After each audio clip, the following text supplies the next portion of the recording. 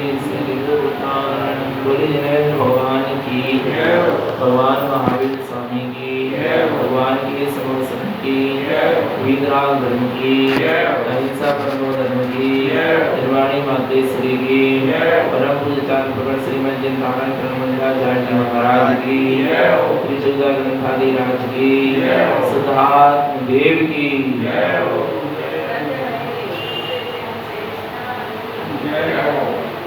परम आराध्य भजनवाणी सदगुरु तारण स्वामी जिनैन परमात्मा की अमृत झरती सुधजिन देशना सदगुरुदेव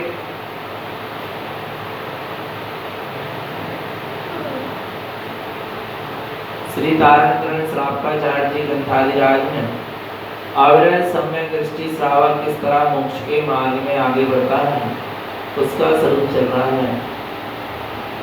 7 व्यसनों के त्यागपूर्वक 18 क्रियाओं का पालन होना यह अविरत सम्यक दृष्टि श्रावक की चर्या होती है, आचरण होता है।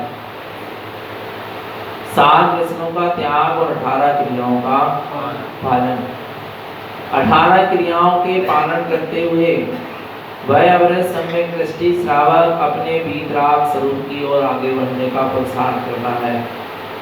वीतराग स्वभाव को ही उपादेय मानते हुए वह इन 18 क्रियाओं का पालन करता है और बार बार अपने स्वभाव की शरत को जगाता है।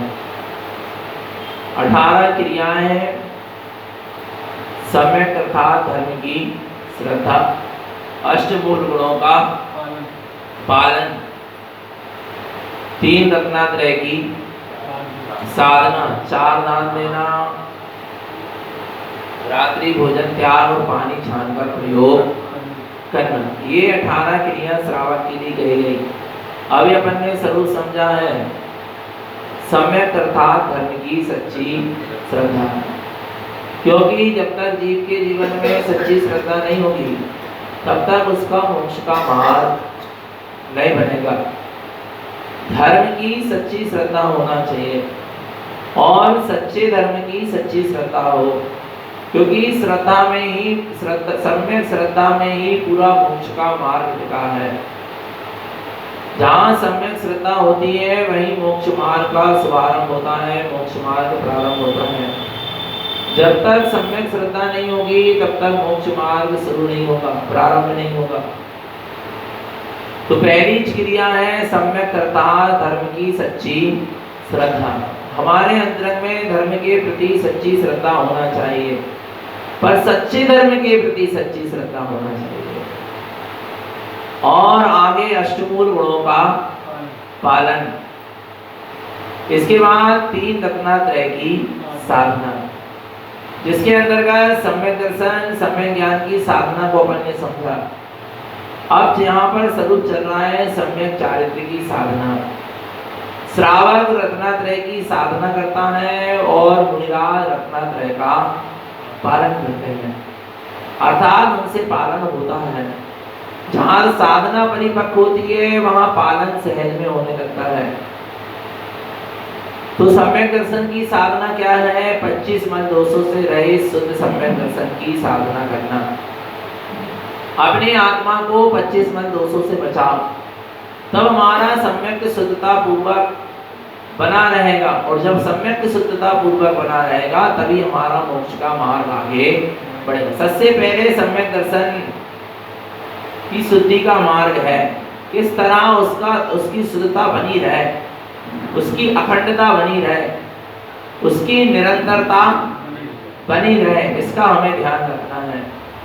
तो सम्यक दर्शन की शुद्धता, अखंडता, निरंतरता बनी रहे, इसके लिए सम्यक दर्शन की साधना है। 25 मन दोष से रहित शुद्ध सम्यक की साधना। आगे यहाँ गुरुदेव कह रहे हैं सम्यक ज्ञान की साधना क्या है? ज्ञान ही ज्ञान के लिए प्रयोजन भूत लगने लगे। जहाँ जीव के ज्ञान उपयोग में अपने ज्ञान स्वभाव ही प्रयोजन भूत लगता है, जहाँ जीव का ज्ञान उपयोग अपने ज्ञान स्वभाव का ही अवलंबन लेता है, त्यों ही वो मोक्ष के मार्ग में आगे बढ़ता चला जाता है। ज्ञान के नेत्र खुल गए, काय के नेत्र खुल गए, अब जीवों के अवरत सम्यक दृष्टि यानी जीव के ज्ञान के नेत्र खुल गए, माने सम्यक ज्ञान का जागरण हो गया। जिन उक्त सार्धम ध्रुवम, वह अपने सम्यक ज्ञान के नेत्रों के द्वारा जिन्हें परमात्मा के कहे अनुसार अपने ध्रुव स्वभाव की साधना करता है, इसके भीतर में वेद विज्ञान की ज्योति जल गई है, जो सातों तत्वों का यथार्थ निर्णय करता हुआ जीव अजीव तत्व को भिन्न भिन्न जानता है, आत्मा और कर्म को भिन्न भिन्न जानता है, आत्मा और शरीर आदि को भिन्न भिन्न जानता है, आत्मा और अंदर में चलने वाले राग आदि विभाव परिणामों को भिन्न भिन्न जानता है, आत्मा और मन वचन काय के परिणमन को भिन्न भिन्न जानता है, नाना प्रकार की पर्यायों को और अपने निज स्वभाव को भिन्न जानता है। ऐसा भेद विज्ञान जिसके भीतर में निरंतर चलता रहता है, वह सम्यक ज्ञान की साधना करते हुए आगे बढ़ता चला जाता है। उसकी शुद्ध दृष्टि है, वह अपने स्वरूप रूप में समचित्त होकर समदृष्टि होकर आचरण करता चला जाता है। ये सम्यक ज्ञान की साधना है कि ज्ञान को मात्र अपने ज्ञान स्वभाव का ही अवलंबन बना रहे, स्वयं के ज्ञान को स्वयं के ज्ञान स्वभाव का अवलंबन लेना है। पर के अवलंबन लेने का नाम सम्यक ज्ञान की साधना नहीं है, पर के ज्ञान से चलने का नाम सम्यक ज्ञान की साधना नहीं है। पर के ज्ञान पर ही आपकी यदि साधना टिक गई तो वह कोई सम्यक ज्ञान की साधना नहीं है। स्वयं का ज्ञान कितना जाग रहा है, स्वयं के अंदर से सम्यक ज्ञान की ज्योत कितनी जाग रही है, स्वयं के अंदर सम्यक ज्ञान की दृष्टि कितनी जाग रही है, स्वयं के अंदर सम्यक ज्ञान का पुरुषार्थ कितना जाग रहा है, स्वयं का ज्ञान मार्ग कितना बन चुका है, स्वयं का ज्ञान कितना स्वरूप के सन्मुख हो चुका है, स्वयं के ज्ञान में कितनी वीतरागता प्रकट होती चली जा रही है। ये इसका नाम सम्यक ज्ञान की क्या है, साधना है, ना कि भाव सारे शास्त्रों को पढ़ लेना, लिख लेना, रट लेना, बहुत अच्छे तथ्य की चर्चा कर लेना सम्यक ज्ञान की साधना ये नहीं है। ये करो, मना नहीं है, स्वाध्याय तथ्य चर्चा सुनो, समझो, सब करो, परंतु सम्यक ज्ञान की साधना वहां है जहां ज्ञान अपने ज्ञान स्वभाव के सन्मुख हो जाए, ज्ञान में मात्र अपना ज्ञान स्वभाव ही प्रयोजनी लगे, जहां ज्ञान अपने ज्ञान स्वभाव का ही अवलंबन लेता चला जाए, जहां ज्ञान में ज्ञान की दृष्टि बनी रहे, ज्ञान को ज्ञान स्वरूप ही अनुभव में करे, आ रहा है अपने शुद्ध प्रकाशमान स्वरूप में ही अपने ज्ञान की शक्ति लगती चली जाए, और जो का त्यों भेद विज्ञान की धारा अंदर में बहती चली जाए। यथार्थ ज्ञान का प्रकट हो जाना, सम्यक ज्ञान का प्रकट हो जाना, अर्थात प्रमाण ज्ञान का प्रकट हो जाना ही सम्यक ज्ञान की साधना है। आगे सम्यक चारित्र की साधना, काय की साधना, सम्यक चारित्र की साधना। देखो, दर्शन में तत्व का श्रद्धान हुआ, ज्ञान में तत्व का भेदन हुआ, और अब चारित्र में तत्व में स्थिरता होगी। क्या श्रद्धा, दर्शन में तत्व का श्रद्धान हुआ, ज्ञान में तत्व का भेदन हुआ, और चारित्र में आप तत्व में क्या होगी, स्थिरता होगी। देखो कैसे स्थिरता होगी, गाथा क्रमांक 253, आचरणम स्थिरीभूतम शुद्ध तत्वति अर्थकम ओंकारं च वेदन्ते तिष्ठते शाश्वतं ध्रुवम्। आचरणम स्थिरीभूतम, क्या करो, आचरणम स्थिरीभूतम, अपने स्वभाव में स्थिर हो जाना, अपने निज चैतन्य तत्व में, निज आत्म तत्व में, निज शुद्धात्म तत्व में क्या हो जाना, उपयोग का स्थिर हो जाना। बस यही क्या है, सम्यक चारित्र की साधना है। तो भाई अगर सम्यक दृष्टि सम्यक चारित्र की साधना करता है, वह भी यही चाहता है कि मेरा उपयोग अपने स्वभाव में क्या होता चला जाए, स्थिर होता चला जाए। कौन से स्वभाव में स्थिर होता चला जाए, शुद्ध तत्वति अर्थकम, जो रत्नात्रय से परिपूर्ण है, जो अपने आप में परिपूर्ण है, शुद्ध है, ऐसे निशुद्धात्म तत्व में मेरा उपयोग स्थिर हो जाए, यही सम्यक चारित्र की साधना है। अपने स्वभाव में स्थिर होने की रुचि लगन तड़प जाग गई, अगर सम्यक दृष्टि को मिला, स्थिर नहीं हो पा रहा, पर उसको उसकी क्या जाग गई, रुचि लगन तड़प जाग गई कि कब मैं अपने शुद्धात्म तत्व में स्थिर हो जाऊं। उसके लिए वह नाना प्रकार की साधना करता है, ध्यान करता है, समाहित करता है, पुरुषार्थ तो कर रहा है ना, हो पाए और पर उसके लिए वो ध्यान करेगा, सामायिक करेगा, मंत्र जप करेगा, स्वाध्याय करेगा, नाना प्रकार के तप त्याग करेगा कि मैं जैसे बने वैसे अपने स्वभाव में स्थिर हो जाऊं। पूरी साधना अपने स्वभाव में स्थिर होने के लिए 4थे गुणस्थान से लेके 12वें गुणस्थान तक जितनी भी साधना है सब अपने स्वभाव में स्थिर होने के लिए है। और जहां अपने स्वभाव में स्थिरता होती चली जाती है, साधक को लगता है कि मैं अपनी साधना में आगे बढ़ता चला जा रहा हूं। पर स्वभाव में उपयोग स्थिर होता है तब लगे कि हाँ हम अपनी साधना में आगे बढ़ रहे हैं। और जब तक उपयोग स्वभाव में स्थिर नहीं हो रहा तब तक साधक को एक संतुष्टि नहीं होती, उसको लगते नहीं कि मैं साधना में आगे बढ़ रहा हूं। मात्र मैं आत्मा हूं इतने श्रद्धान से काम नहीं चलता। मैं आत्मा हूं तो फिर मेरा उपयोग उस स्वभाव में क्या होना चाहिए, स्थिर होना चाहिए। और जहां उपयोग स्वभाव में स्थिर होता चला जाता है, साधक को लगता है कि हाँ वास्तव में मेरी साधना आगे बढ़ती चली जा रही। साधक इससे नहीं मानता कि मेरी साधना आगे बढ़ गई कि मैं चटाई में सोने लगा, मैंने सफेद वस्त्र पहन लिए, मैंने ब्रह्मचर्य का नियम ले लिया तो मेरी साधना क्या हो गई, आगे बढ़ गई। एक टाइम भोजन करने लगा, आ रहा नहीं आ रहा, ये शुद्धि का भोजन करने लगा तो मेरी साधना क्या हो गई। ये तो बहुत अच्छी बात है पर सच्ची बात नहीं। आ रहा नहीं, ये तो करना ही चाहिए, ये तो प्रथम कर्तव्य है ही। आ रहा नहीं आ रहा भगवान आत्मा, पर समझना ये इससे मत मान लेना कि मेरी साधना क्या हो गई, आगे बढ़ गई। साधना तब आगे बढ़ी कहलाएगी कि जो दृष्टि में आया है शुद्धात्म तत्व, अब उसमें दृष्टि क्या हो जाए, स्थिर हो जाए। जो मेरे अनुभव में मेरी दृष्टि में मेरा शुद्धात्म तत्व आया है, अब उसमें दृष्टि क्या हो जाए, स्थिर हो जाए। दृष्टि अर्थात जीव का उपयोग उसमें क्या हो जाए, स्थिर होता चला जाए, ठहरता चला जाए, उसी में लीन होता चला जाए। तब हम मानेंगे कि वास्तव में हमारी साधना क्या हो गई, आगे बढ़ गई। ये तो बाहर का शुभ परिणमन था, नियम संयम त्याग तपस्या रूप, ये तो बाहर का क्या था, शुभ परिणमन था। ये भी होएगा, ये होए बिना नहीं रहेगा। बाहर बीच में आत्म साधना के बीच में शुभ भाव आएंगे, शुभ परिणमन होगा, शुभ क्रियाएं होंगी, ये भी हुए बिना नहीं रहेंगे।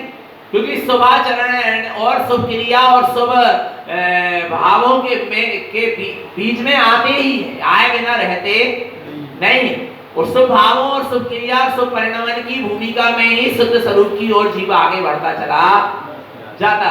परंतु ध्यान रखना, इस शुभाचरण को, शुभ भाव को, शुभ क्रिया को ये मत मान लेना कि मेरी साधना क्या हो गई, आगे बढ़ गई। साधना आगे जब बढ़ेगी जब मेरी दृष्टि में जो शुद्धात्मा आया है, दृष्टि उसमें टिक जाए, उसमें स्थिर हो जाए, उसमें लीन हो जाए। मेरा उपयोग मैंने शुद्धात्म तत्व में जितना स्थिर हुआ है उतनी मेरी साधना आगे बढ़ी। और उपयोग शुद्धात्मा में स्थिर नहीं हो रहा माने अभी साधना आगे बढ़ी नहीं। देखो सम्यक चारित्र की ओर आगे बढ़ने का नाम साधना का आगे बढ़ना है। किसकी ओर आगे बढ़ने का नाम, सम्यक चारित्र माने अपनी आत्मा में स्थिर होना। लिखा है आचरणम स्थिरीभूतम शुद्ध तत्वति अर्थकम। अपने रत्नात्रय में शुद्ध तत्व में स्थिर होना ही सम्यक चारित्र है। और जहां जीव अपने शुद्ध तत्व में स्थिर होता चला जा रहा है वहां सम्यक चारित्र की ओर आगे बढ़ता चला जा रहा है।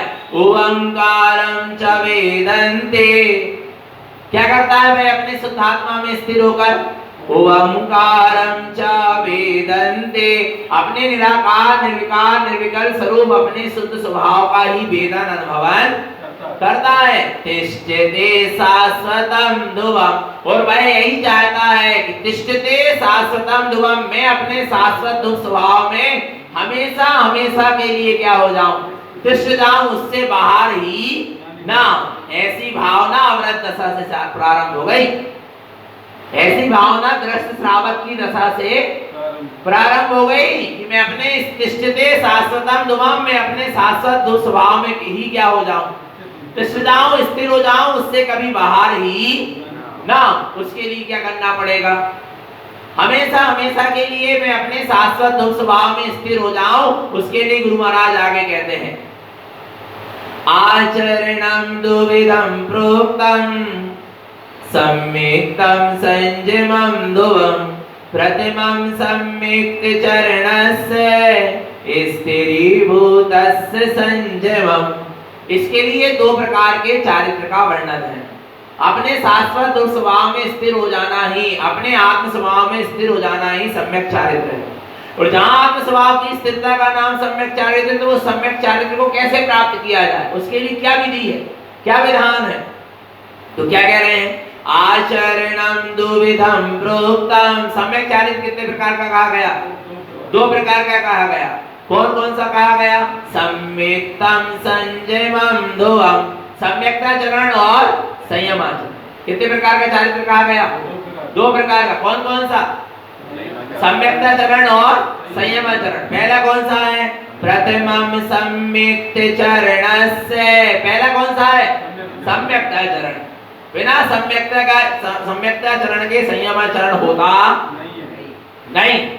और जो संयम का पालन बिना सम्यक्त के हो रहा, वो संयमाचरण नहीं कहलाए, वो मात्र संयम की क्रिया कहलाएगी, संयम का आचरण नहीं कहलाए। सम्यकता चरण के साथ ही क्या होगा?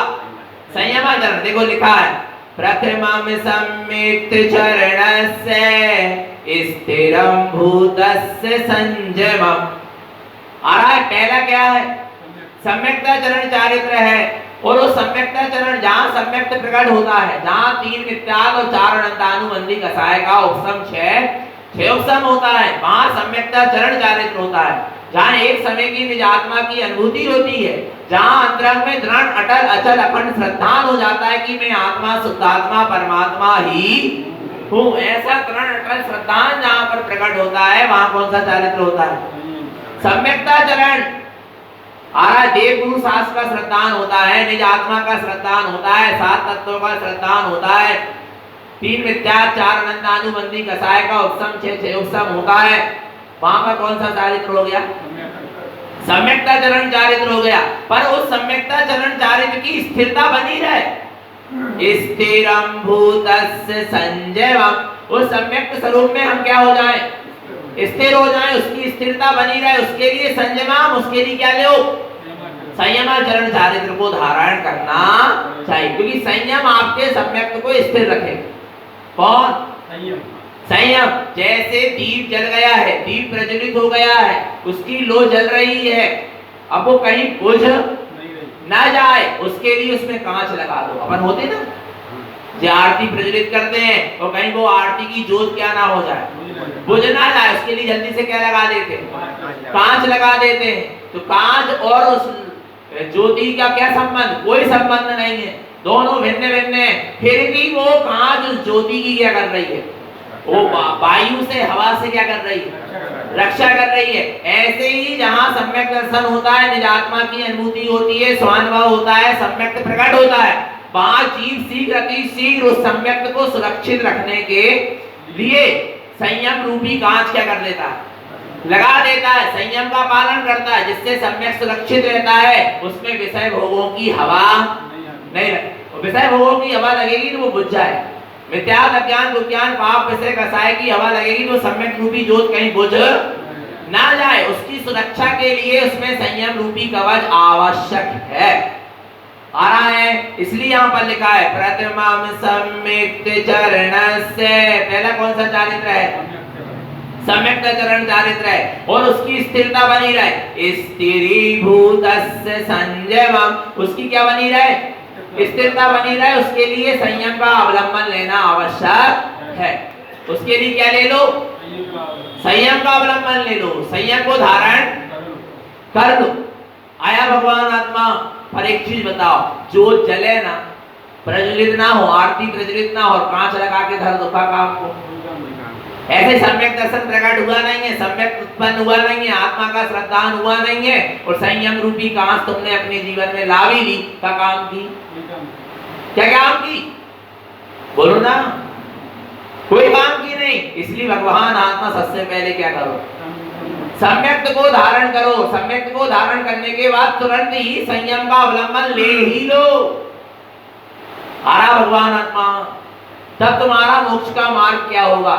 आगे बढ़ेगा, तब आप स्वरूपाचरण चारित्र तक पहुंच पाओगे, अर्थात आपके जीवन में आत्म स्वरूप में आचरण होगा। स्वरूपाचरण चारित्र बिना सम्यकता चरण और बिना संयमाचरण के नहीं होता। आ रहा है, स्वरूपाचरण चारित्र के लिए माने सम्यक चारित्र की। स्वरूपाचरण चारित्र ही वास्तव में सम्यक चारित्र है। और वास्तविक सम्यक चारित्र, सच्चा सम्यक चारित्र, निश्चय सम्यक चारित्र स्वरूपाचरण चारित्र है, जहां अपने शाश्वत रूप स्वभाव में आचरण होता है, जहां अपने शुद्धात्मा में लीनता होती है। पर उस शुद्धात्मा की लीनता के लिए, काय के लिए, उस शुद्धात्मा की लीनता के लिए सम्यकता चरण भी चाहिए और संयमाचरण भी चाहिए। अर्थात जीवन में सम्यक दर्शन भी चाहिए और सम्यक संयम भी चाहिए, तब आपके स्वरूपाचरण चारित्र की प्रकटता होगी। आया भगवान आत्मा। आगे देखो, अब संयमाचरण क्या है? संयमाचरण किसे कहेंगे? हम किसको संयमाचरण मानते हैं? जो बाहर के नियम संयम पाल लेना, अच्छी बात है, देखो मना नहीं है, अच्छी बात है, पर सच्ची बात क्या है ये समझना भगवान आत्मा। संयम क्या कहलाता है? व्यक्ति समझ नहीं पा रहा कि संयम क्या कहलाता है। देखो संयम किसको कहते हैं? चारित्रं संयमं चरणं शुद्ध तत्व निरीक्षणं आचरणं अविधिं दिष्टा सार्धं शुद्ध दिष्टितम्। चारित्रं संयमं चरणं, आ रहा है संयमाचरण चारित्र क्या है? शुद्ध तत्व निरीक्षणम, अपने शुद्ध तत्व का निरीक्षण करना, यही संयमाचरण चारित्र है। किसका निरीक्षण करना? अपने आत्म स्वभाव का, अपने शुद्ध तत्व का निरीक्षण करना, अपने शुद्ध तत्व को बार बार देखना, अवलोकन करना, अंतर शोधन करना, इसका नाम सम्यक चारित्र, संयमाचरण चारित्र है। संयम क्या है? निज आत्मा का अवलोकन, निज अंतर शोधन, निज तत्व का निरीक्षण, अंदर में देखो अपने आप को निहारो कि हम कितने गहरे पानी में हैं। आ रहा है कितने हमारे अंदर वीतरागता प्रकट हो रही है और कितना हमारा राग आदि का परिणाम चल रहा है। ये संयमी जीव अपने आप का निरीक्षण करता है, फिर उन राग आदि परिणामों से हटता है, बचता है और वीतराग स्वभाव की ओर आगे बढ़ता है। फिर आत्म स्वरूप का निरीक्षण करता है संयमी जीव। संयम माने सफाई। संयम माने क्या? संयम माने क्या? सफाई करना, अंदर में देखना, अपने ज्ञान चक्षु से क्या देखना कि कितना मोह का परिणाम काम कर रहा है और कितने स्वभाव की दृष्टि। फिर मोह के परिणाम काम कर रहा है तो क्यों कर रहा है, उसको अलग करो। ये मोह का परिणाम मेरा, उसको अलग करो, सफाई करो। राग का परिणाम मेरा नहीं, द्वेष का परिणाम। कसाय क्यों काम कर रही है अंदर में, जब मैं निष्कसाय स्वभाव का धारी हूँ। आ रहा है ये कर्म और कर्म के उदय में मैं क्यों फिसल रहा हूँ? नहीं, मुझे अपने स्वभाव में स्थिर रहना। ऐसा अपने आत्म स्वभाव का क्या करना, निरीक्षण करना, उसका नाम संयमाचरण चारित्र है। संयमी जीव अपने आत्म स्वभाव का निरंतर निरीक्षण करता है, अपनी ज्ञान से अपनी गलतियों को पकड़ता है, फिर उन गलतियों को कैसे सुधारा जाए उसको भी आचरण में लाता है। अपना परिमार्जन, अपनी गलतियों का परिमार्जन स्वयं में करता चला जाता है। उसका नाम क्या है? संयमाचरण चारित्र है। निरंतर प्रतिक्रमण, प्रायश्चित, प्रत्याख्यान संयमी जीव को निरंतर चलता रहता है, क्योंकि इसका ज्ञान इतना जागरूक हो चुका है। तो शुद्ध तत्व निरीक्षण, किसका निरीक्षण करना? शुद्ध तत्व शुद्धात्मा का निरीक्षण करना, यही संयमाचरण क्या है? चारित्र है। आ रहा नहीं आ रहा भगवान आत्मा?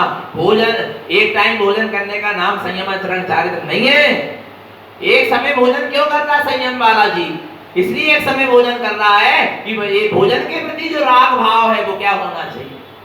समाप्त होना चाहिए। वो कब होना चाहिए? नहीं आ रहा समझ में भगवान आत्मा? एक टाइम भोजन करने में सुविधा ये हो रही है कि दूसरे टाइम भोजन बनाने और करने में जो क्या हो रहा है, हिंसा आदि पापों में हमारा समय जा रहा। वो समय बचेगा तो मैं इसको कहाँ लगाऊंगा? अपने निज आत्म स्वभाव में लगाऊं। आ रहा नहीं आ रहा? इसलिए वो एक समय भोजन करता है। नहीं आया समझ में? विचार करना भगवान आत्मा। तो चटाई आदि में संयमी जीव क्यों शयन कर रहा है? इसलिए कर रहा है कि गद्दे आदि में सोएंगे तो प्रमाद में चले जाएंगे, निद्रा में चले जाएंगे, गहरी निद्रा में चले जाएंगे। आ रहा नहीं आ रहा भगवान आत्मा समझ में? जे इंद्रिय संयम का पालन क्यों हो रहा है? कहीं हम प्रमाद में न चले जाए, कहीं विषय भोगों में हमारी दृष्टि न। हमें अपने निज अंतर आत्मा का भोग करना है, निज अतीन्द्रिय आनंद का भोग करना है। और 5 इंद्रियों के भोगों को भोगते भोगते कभी अतीन्द्रिय आनंद का भोग हो सकता, इसलिए 5 इंद्रियों के विषयों से विरक्त होता है। इसलिए बाहर में वो नियम संयम का पालन करता है। अपने अतीन्द्रिय स्वभाव के भोग के लिए इंद्रियों के विषयों को छोड़ा है।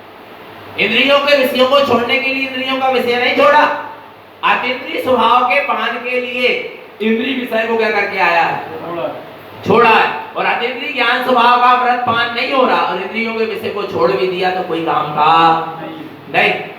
आ रहा नहीं आ रहा संयमाचरण का सही मतलब समझ में आया ना। भगवान आत्मा नीरस भोजन क्यों कर रहा है संयमी जी? इसलिए कर रहा है कि ये रसना इंद्रिय वश में हो जाए। मुझे तो अतीन्द्रिय आनंद का रस लेना है, इन इंद्रियों का रस नहीं लेना। इसलिए रसों के त्याग करने के लिए रस का त्याग नहीं किया करता, रस का पान करने के लिए रस का त्याग किया जाता है। नहीं है ये समझ में? क्या रसों के त्याग के लिए रस का त्याग नहीं किया जाता, रस के पान के लिए रस का त्याग किया जाता है। जब तक मैं इन 5 इंद्रियों का रस लेता रहूंगा तब तक मैं अपने अतीन्द्रिय रस का पान नहीं कर पाऊंगा। इसलिए इन 5 इंद्रियों के रस का मैंने आज क्या किया है, त्याग किया है कि मैं अब अपने महारस का अर्थात अतीन्द्रिय ज्ञान रस का क्या कर सकूं, पान कर सकूं। पर जीव समझ नहीं पा रहा, मात्र इनको क्रिया और परंपरा से जो चीजें चली आ रही हैं बस उसको धारण करिए। इसके पीछे रीजन क्या है? संयम धारण करने के पीछे संयम का पालन हो रहा है पर दृष्टि शुद्धात्मा ही नहीं है। आत्म तत्व का निरीक्षण नहीं हो रहा, परिणामों की समान नहीं हो रही, परिणति की समान नहीं हो रही, अंदर में विशुद्धता प्रकट नहीं हो रही, आत्म गुणों में आचरण नहीं हो रहा। बोलो ना कहां का संयम है क्या संयम? बोलो। कसाएं गल नहीं रही।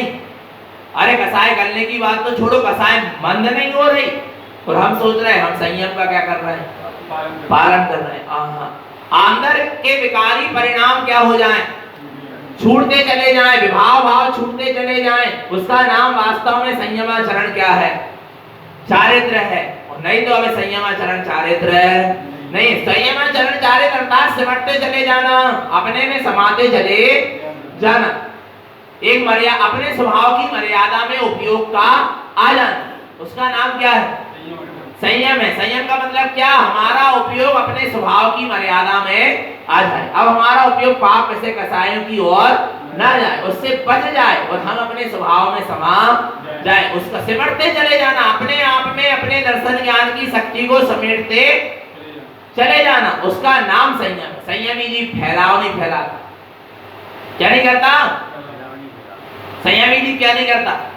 फैलान नहीं फैलाता, फैलाव नहीं फैलाता। संयमी जीव क्या होता जाता है? सिमटता जाता है, अपने आप में समाता चला जाता है। जो फैलाव फैला रहा है, जो फैल रहा है और फैला रहा है वो संयमी नहीं है। जो सिमट रहा है और समेट रहा है उसका नाम क्या है? संयमी जीव। आ रहा नहीं आ रहा भगवान आत्मा? समझ लेना चेतन। संयम का मार्ग लोगों को कठिन लग रहा है क्योंकि संयम को यथार्थ रूप से अभी जीव ने समझा नहीं। और वास्तव में संयम को यथार्थ रूप से जीव समझ लेता तो आज संयम का मार्ग जीवों को कठिन नहीं लगता। संयम को कब? संयम माने अपनी 5 इंद्रियों की प्रवृत्ति को समेटना, अपने मन वचन काया की प्रवृत्तियों को समेटना, अपने दर्शन ज्ञान उपयोग की शक्ति को अपने में समेटना। सिमटते चले जाओ, कितना अच्छा मार्ग है। अच्छा फैलाने में कठिनाई है कि सिमटने में? बोलो कौन सा मार्ग सरल है? सिमटना वाला मार्ग सरल है ना। सीमित होते चले जाओ। क्या होते चले जाओ? सीमित होते चले जाओ, अपने आप में क्या होते जाओ? सीमित होते जाओ। आ रहा नहीं आ रहा, तब तुम असीम तक पहुंच पाओ। और सीमित नहीं होगे तो तुम असीम तक पहुंचने वाले। अपना स्वभाव असीम है पर उसके लिए आपको बाहर से क्या होना पड़ेगा? सीमाएं बांधना पड़ेगी, सीमित होना पड़ेगा। जब तो ज्ञानी जी व्रत नियम संयम लेता। व्रत समझते? व्रत किसको कहते हैं? व्रत माने क्या? वो गणित में बनता ना एक व्रत, गणित गोला सर्कल व्रत बनता है ना, उसका नाम क्या है? व्रत। प्रकार होता है ना, उस सुई की नोक रखकर उस पर क्या किया जाता है? गोला बनाया जाता है, वो परिधि। आ रहा नहीं आ रहा? उसका नाम क्या है? व्रत है। ऐसे ही प्रति जीव ने भी एक परिधि खींच ली, नियम संयम की क्या कर ली? परिधि खींच ली। तो अब वो प्रति जीव का उपयोग उस परिधि के बाहर नहीं जाएगा। कितना उपयोग बच गया? कितनी शक्ति बच गई? एक नियम की परिधि खींच ली कि एक टाइम भोजन करेगी, दूसरे टाइम भोजन में उपयोग नहीं जाएगा, तो उपयोग बचा ना, उपयोग की शक्ति बची क्या नहीं बची। एक सीमा खींच ली कि अब हम 10 किलोमीटर 5000 किलोमीटर से बाहर, तो आपका उपयोग 5000 किलोमीटर के भीतर ही भीतर जाएगा ना, उसके बाहर तो नहीं जाएगा। एक सीमा बन गई या नहीं बन गई? बोलो, हम 5 इंद्रियों के विषयों का भोग नहीं करेंगे तो आपका उपयोग 5 इंद्रियों के विषयों की भोग की तरफ नहीं जाएगा। एक परिधि में बन गए ना, उपयोग की समाध हो रही है नहीं हो रही। संयमी जीव की प्रति समय उपयोग की क्या होती है? समाध होती है। एक परिधि में बन गया कि मैं स्वभाव की ही मर्यादा में रहूंगा, मैं कसाय भाव में नहीं जाऊंगा, मैं पाप परिग्रह में नहीं जाऊंगा, 5 इंद्रियों के विषयों में उपयोग को नहीं लगाऊंगा।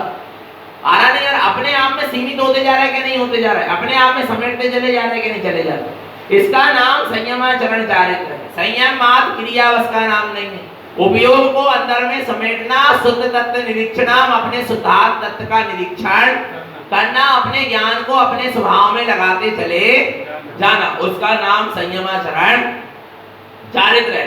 आचरणम अविधिम दिष्टा, और जहां ऐसा संयमाचरण चारित्र होता है, सम्यक्ताचरण और संयमाचरण चारित्र होता है, वहां स्वरूप में आचरण होता है। और जहां जीव का स्वरूप में आचरण होने लगता है, उसकी दृष्टि में अवधिम दिष्टा, अवधि ज्ञान क्या होने लगता है? दिखाई देने लगता है। अवधि ज्ञान की साधना होने लगती है, अवधि ज्ञान प्रकट होने लगता है। साधम शुद्ध दृष्टितम, ऐसी साधना कौन करेगा? शुद्ध दृष्टि, सम्यक दृष्टि से ही ऐसी साधना होगी। मिथ्या दृष्टि ऐसी साधना नहीं कर सकता। आ रहा नहीं आ रहा भगवान आत्मा? तो अब सबसे पहले यदि किसी संयमी जीव का की पहचान करना है तो उसके जीवन में सबसे पहले क्या देखना पड़ेगा? सम्यक्त देखना, क्योंकि पहले सम्यक्ताचरण है, इसके बाद संयमाचरण। संयम को देखने से पहले उसमें क्या देखो? सम्यक्त को देखो। और सम्यक्त को नहीं देखा और मात्र क्या देखा है? संयम को देखा है। तो अभी आपने वास्तव में सच्चे साधक की पहचान नहीं। सबसे पहले क्या देखना पड़ेगा? सम्यक्ताचरण। उसके बाद क्या है? संयमाचरण। बिना सम्यक्ताचरण के संयमाचरण होता नहीं है। आ रहा है, सम्यक्ताचरण के साथ जो संयम है वही वास्तव में संयम है, और वही मोक्ष का यथार्थ मार्ग है, वही जीव को समाधि तक ले जाए। आपको पता है मिथ्या दृष्टि की कभी समाधि नहीं होती। किसकी होती है क्या? अरे जिसने भेदे विज्ञान नहीं किया कि आत्मा अलग है शरीर अलग है, ये भेदे विज्ञान नहीं जाएगा, काय की समाधि होगी? नहीं आ रहा? मिथ्या दृष्टि की भी समाधि नहीं होती और मिथ्या संयमी की भी समाधि नहीं होती। किसकी? मिथ्या संयमी। किसी ने संयम धारण कर लिया पर उसका मिथ्यात्व नहीं छूटा, उसको सम्यक दर्शन नहीं हुआ, तो ऐसे संयमी जीव की भी क्या नहीं होती? समाधि नहीं होती। समाधि होती है तो सम्यक दर्शन के साथ संयम को धारण करने वाले की ही क्या होती है? समाधि होती। सम्यक सही संयम होगा तब समाधि मरण होगा। आ रहा है, और समाधि मरण करने वाला जीव दीर्घ संसार में परिभ्रमण नहीं करता, अधिक समय तक संसार में परिभ्रमण नहीं करता। एक चीज बता, अपन ने भी कई बार अपने छेड़ाला में पढ़े ना, मुनि व्रत धार अनंत बार। जब मुनि व्रत को अनंत बार धारण करके देह का त्याग किया होगा तो क्या समाधि मरण हुआ होगा? बोलो ना, बोलो। मुनि व्रत को अनंत बार धारण किया, संयम धारण किया, पर सम्यक दर्शन नहीं था, तो क्या समाधि मरण हुआ होगा? और यदि समाधि मरण हुआ होता तो फिर अनंत भाव क्यों भ्रमण की बात है? समाधि मरण वाला अनंत भाव तक संसार में परिभ्रमण नहीं करता। 8 भाव में, 32 भाव में, और कम से कम 3 भाव में वो मोक्ष को क्या कर लेगा? प्राप्त कर लेगा। ऐसा भगवती आराधना में लिखा है। किसकी बात लिखी फिर वहां? जिसने सम्यक संयम को क्या करा है? धारण किया है, वो जीव शीघ्र अति शीघ्र निर्वाण पद को क्या करेगा? प्राप्त करेगा। सम्यक के साथ ही सम्यक के साथ संयम होगा। जहां सम्यक और संयम होगा वहीं समाधि मरण होगा, और जहां सम्यक नहीं है, जहां संयम नहीं है, वहां समाधि मरण नहीं। इसलिए समाधि मरण को भी प्राप्त करना है तो पहले सम्यक को ही धारण करना, फिर साथ में संयम का पालन करना पड़ेगा। और सम्यक के साथ संयम परम आवश्यक। बिना संयम के आप आगे बढ़ सकते नहीं, अवरति सम्यक दृष्टि को भी 18 क्रियाओं का पालन करना पड़ रहा है। संयम का अवलंबन लेना पड़ रहा। गृहस्थ श्रावक के भी 6 आवश्यक है। कितने आवश्यक है? कौन कौन से? देव पूजा, गुरु उपासना, शास्त्र स्वाध्याय, संयम, तप और दान। देखो गृहस्थ श्रावक के लिए भी देव पूजा है, फिर गुरु उपासना, फिर शास्त्र स्वाध्याय, फिर संयम। संयम है क्या? नहीं। गृहस्थ श्रावक भी संयम का पालन करेगा क्या नहीं करेगा? तप और दान, तप भी करेगा और दान भी करेगा, पर अपनी भूमिका के अनुसार। अभ्यास हमको करना चाहिए, संयम का अभ्यास आवश्यक है। करना है क्या नहीं करना? बोलो भगवान आ रहा है। और ना जीवन में, यदि जीवन में ना सम्यक है और ना संयम है तो फिर जीवन कैसा है? बोलो ना, फिर जीवन कैसा है? जीवी तो भी मृतम भवे, जीते हुए भी मरेंगे समान। ना आपके जीवन में सम्यक है, ना आपके जीवन में संयम, फिर काय का जीवन? नहीं यार, अरे पशु भी संयम से ले लेता बाबूजी, पशु भी काय से ले लेता है? कितने सारे त्रियन गति के जीवों ने संयम लिया, लिया क्या नहीं लिया? वो पशु तो और संयम से रहता है। शाकाहारी पशु पक्षी को देख लो, रात में चरते नहीं मिलेंगे आप? मिलेंगे क्या? बोलो है। पर मनुष्य देखो रात के 12 बजे, 2 बजे, 3 बजे पार्टी हो रही है, बाटलें खुल रही हैं। विचार करो भगवान आत्मा, नहीं आ रहा समझ में? पशु तो पशु से तुलना नहीं करना, असंयमी हो। पशु भी संयम में रहता, पशु अपने जाति के विरुद्ध भोग भी नहीं भोगता। एक बात ध्यान रखना, पशु अपने जाति के विरुद्ध भी क्या नहीं करता? भोग नहीं भोगता, संभोग नहीं करता। और मनुष्य न जाति देख रहा, न जात पात देख रहा, न कुछ नहीं देख रहा, न कुल मर्यादा देख रहा, भ्रष्ट में भ्रष्ट होता चला जा रहा है। बात ध्यान रखना भगवान आत्मा। पशु भी नियम संयम का क्या कर लेते हैं? पालन कर लेते, अपने विरुद्ध नहीं जाते, अपनी मर्यादाओं के। आया नहीं आया भगवान आत्मा समझ में? परंतु मनुष्य वो बताएं आपको, नर काया को सुरपति तर से, सो दुर्लभ प्राणी।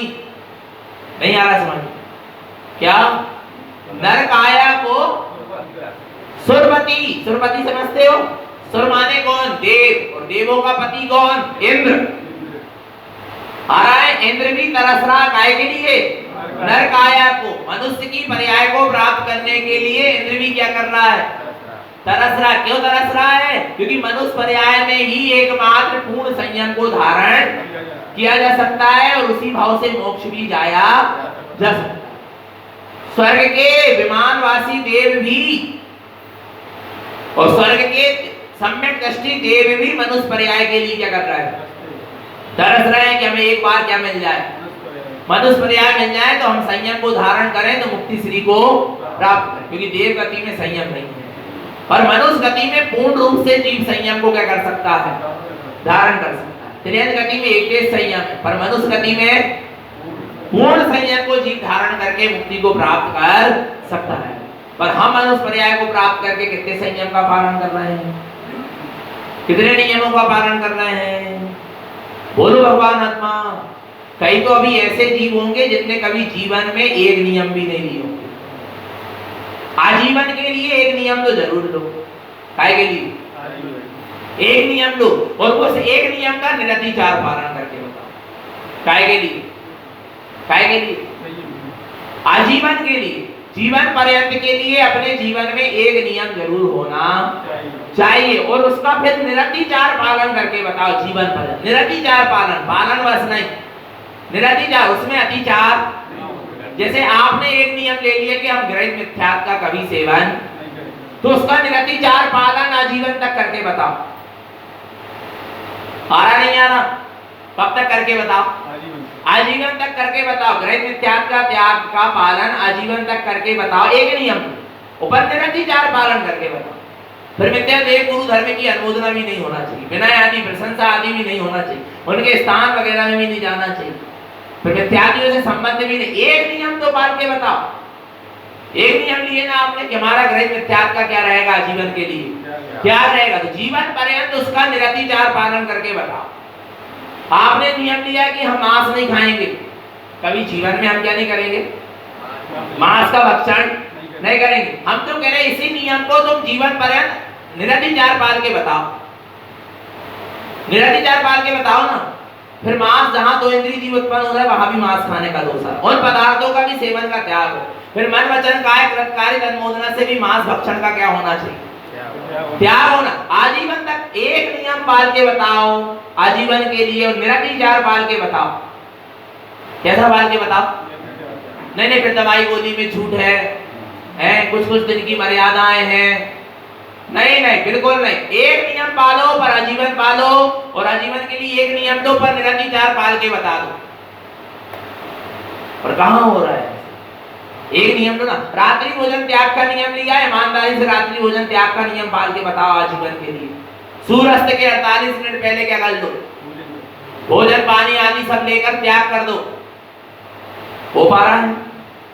एक नियम तो पाल के बताओ आजीवन के लिए। निरतिचार कहां हो पा रहा भगवान आत्मा? रात्रि भोजन का त्याग करके बताओ आजीवन के लिए। निरतिचार सूर्यास्त के 48 मिनट पहले क्या करके बताओ? भोजन पानी करो, उसका क्या कर दो? फिर त्याग कर दो। सूर्योदय के 48 मिनट बाद भोजन की प्रक्रिया शुरू करो। आ रहा है? सूर्योदय के 48 मिनट बाद फिर भोजन करना शुरू करो और भोजन बनाना प्रारंभ करो। आ रहा है? रात्रि में ना भोजन करो, ना कराओ, ना करने वालों की अनुमोदना करो, और ना दूसरों को बना के कराओ, ना मन से सराहना करो, ना रात्रि में बनी हुई वस्तु का दिन में सेवन करो। एक नियम पाल के बताओ निरतिचार। कोई एक नियम दो अपने जीवन में, पर उसका जीवन पर्यंत निरतिचार क्या करो? पालन करके बताओ। कोई एक आध कोई ऐसा नियम है आजीवन के लिए अपने पास? और होगा, बहुत से लोगों के आजीवन के बहुत से नियम होंगे, पर क्या उसका निरतिचार पालन हो रहा है? क्या अपने जीवन में देखो, अपने जीवन में देखो, खोजो। एक भी नियम का अभी निरतिचार पालन जीव नहीं कर पा रहा। विचार करना भगवान आत्मा आ रहा नहीं यार। इसलिए तो कहा है कि इसलिए बार बार कहा जाता प्रतिक्रमण करो, प्रायश्चित करो। तो सबसे पहले बात अपना ज्ञान जागरूक होना चाहिए। जब तो हमको पता चलेगा कि हम कहाँ गलती कर रहे हैं, कहाँ गलती हो रही है, क्या सही है और क्या गलत है, कौन बताने आएगा? वो गुरुजन भी कितने दिन तक बताएंगे? वो गुरुजन भी आपके अंदर की भावना को समझ सकते नहीं। कौन ऐसे बड़े ज्ञानी मुनिराज हैं आज वर्तमान में जो आपके अंदर की स्थिति को क्या कर पाते? जो दिखता है उसी को समझ लेते हैं बस, उसके अलावा अंदर की गहराई को कोई समझ नहीं पाता। हमको स्वयं को अपने अंदर की गहराई को समझना पड़ेगा, हमको अपने स्वयं के अंदर की वस्तु स्थिति को समझना पड़ेगा। आया नहीं आया तो संयम को भी हमको क्या करना है? पालन करना है, परंतु सम्यक के साथ, और संयम का जो भी पालन करें निरतिचार। कैसा करें? मेरे छोटे से नियम का पालन। तुम पानी छानकर पीने का नियम लो, पर उसका कैसा पालन करो? एक जन से हमने पूछे, मैंने कहा भैया तुम्हारा बोले भैया हमारा छाना पानी पीते हैं। कौन सा पानी पीते हैं? और मैंने कहा बाजार की वस्तु का त्याग है। बोले नहीं है। नहीं समझ, पानी छना पीने का क्या है? नियम है। और हमने पूछे बाजार की वस्तु का त्याग है। बोले तो फिर कैसे पानी छना पी सकते? क्योंकि बाजार की जितनी वस्तु बन रही सब कैसे बन रही है? बोले सूखी चीज लेते, बिस्किट लेते हैं, नमकीन लेते हैं। अरे तो उसमें भी पानी, बिना छने पानी से तो बनी नहीं सब चीजें हैं। तुम कैसे कह रहे हो कि हमारा छने पानी पीने का क्या? अभी समझ ही नहीं पा रहे हैं। हम कह रहे कोई एक ही नियम पालो, छने पानी के पीने का नियम पालो, अच्छे से विधि विधान पूर्वक पानी छानो, फिर बढ़िया उसको क्या करो? बिलछानी डालो, फिर उस पानी का सेवन करो, शुद्ध। आया नहीं है? एक ही नियम पाल के तो बताओ जीवन पर निरतिचार पाल के बताओ। ना ही सम्यक्त को निरतिचार पालन कर पा रहा है, और ना ही संयम को निरतिचार पालन कर पा रहा है। और भगवान आत्मा जो सम्यक्त और संयम को निरतिचार पालन कर रहा है ना, उनके सुख शांति से जीवन दे पा रहा है। भगवान आत्मा ना उनके सम्यक्त और संयम की हम अच्छे से अनुमोदना कर पा रहे, सराहना कर पा रहे, या ना उन सम्यक्त संयमी जीवों को अपन आगे बढ़ा पा रहे, ना उनकी क्रियाचर्या अपन सही ढंग से करा पा रहे। विचार तो करो भगवान आत्मा, नहीं आ रहा। ना अपन अपने मार्ग में बाधक बने, ना हम दूसरों के मार्ग में बाधक। इतना तो कम से कम अपना विवेक अपन क्या करें, बनाए रखें। तो भगवान आत्मा मोक्ष के मार्ग में आगे बढ़ना है, निरंतर निष्ठुत आत्मा की सूरत बनी रहे, अपना सबका जीवन सम्यक और संयम में बना रहे। बोले आचार्य प्रवण श्रीमद चिंतारण करण मंडलाचार्य जी महाराज की, शुद्धात्म देव की।